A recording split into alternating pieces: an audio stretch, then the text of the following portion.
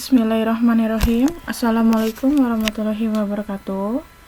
Untuk anak-anakku kelas 9, materi PPKN hari ini bisa kalian buka pada bab 3, yaitu bentuk dan kedaulatan negara sesuai dengan UUD NRI tahun 1945. Mari kita membahasnya. Kedaulatan rakyat dan sistem pemerintahannya.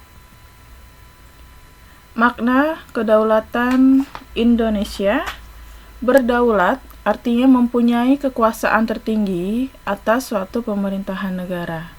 Jadi, apabila dikatakan bahwa Indonesia adalah negara yang berdaulat, artinya rakyat Indonesia sendiri yang mempunyai kekuasaan tertinggi untuk menentukan perjalanan negara Indonesia. Pada dasarnya, kedaulatan mempunyai 4 sifat. Yang pertama, permanen, asli, bulat, dan tidak terbatas. Secara teori, ada 4 kedaulatan, yaitu 1. Adanya kedaulatan Tuhan. Kedaulatan Tuhan bisa kalian buka di halaman 51. Di sini mengajarkan bahwa negara dan pemerintahan mendapat kekuasaan yang tertinggi dari Tuhan. Menurut teori ini, sesungguhnya segala sesuatu yang terdapat di alam semesta berasal dari Tuhan.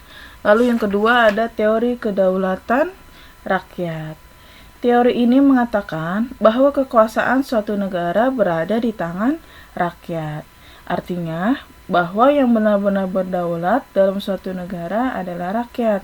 Dan sumber ajaran kedaulatan rakyat ini ialah ajaran demokrasi yang telah dirintis sejak zaman Yunani dan Solon. Biasanya ada tokoh-tokohnya penganut teori kedaulatan rakyat. Kalian bisa melihatnya di halaman 43. Yang ketiga ada teori kedaulatan negara. Teori ini adalah di mana kekuasaan tertinggi terletak pada negara. Biasanya bersumber atau asal kekuasaannya yang dinamakan kedaulatan ini adalah negara. Negara sebagai lambang tertinggi kehidupan suatu bangsa dengan sendirinya memiliki kekuasaan. Lalu ada teori kedaulatan hukum. Teori ini biasanya paham yang tidak disetujui oleh paham kedaulatan negara. Menurut teori kedaulatan hukum, kekuasaan tertinggi dalam negara terletak pada hukum. Lalu ada tambahan yaitu teori raja ya. Teori kedaulatan raja ini terletak yaitu adanya di tangan raja sebagai penjelmaan kehendak Tuhan. Selanjutnya ada makna dan kewenangannya. Apa itu negara? Negara adalah suatu organisasi kekuasaan. Unsur-unsur negara itu dikelompokkan menjadi 2, yaitu ada unsur konstitutif dan unsur deklaratif. Pengakuan negara ada 2 macam, yaitu pengakuan de facto dan pengakuan de jure. Kewenangan negara di sini seperti contohnya ya bisa kalian lihat. 1, dalam lingkungan warga ada RW dan RT. Yang kedua ada kepala daerah provinsi, yaitu ada gubernur. Yang ketiga kepala daerah kabupaten, ada bupati.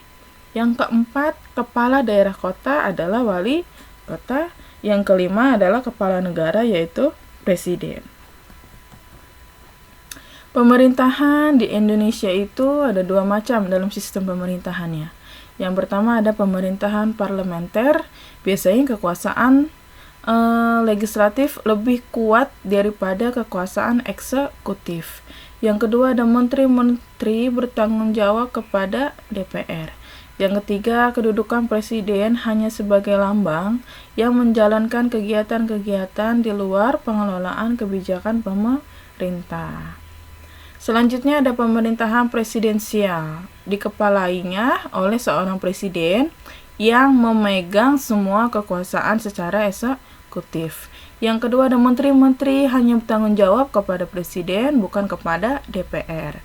Presiden juga mempunyai hak prerogatif untuk mengangkat dan memberhentikan menteri, baik yang memimpin departemen maupun non-departemen. Ini adalah 2 sistem pemerintahan, ada parlementer dan presidensial. Selanjutnya pelaksanaan kedaulatan rakyat. Kedaulatan rakyat dijalankan oleh lembaga negara. Kalian pasti sudah hafal, di kelas 1 sudah Ibu pelajari apa itu legislatif. Legislatif itu adalah lembaga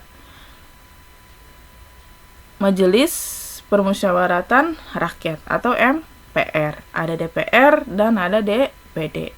Kalau eksekutif yang termasuk dalam lembaga ini adalah presiden dan wakil presiden. Ada yudikatif. Yudikatif ini kekuasaan kehakiman. Ada MA, ada MK, dan ada KY.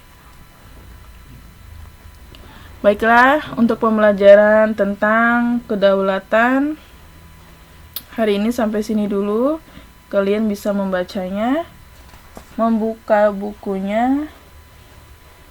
Lalu sekian pembelajaran dari Ibu untuk hari ini tentang macam-macam teori kedaulatan, terus pengertiannya apa, dan pelaksanaan kedaulatan rakyat seperti apa. Semoga kalian menyimaknya dan semangat belajar online-nya. Assalamualaikum warahmatullahi wabarakatuh.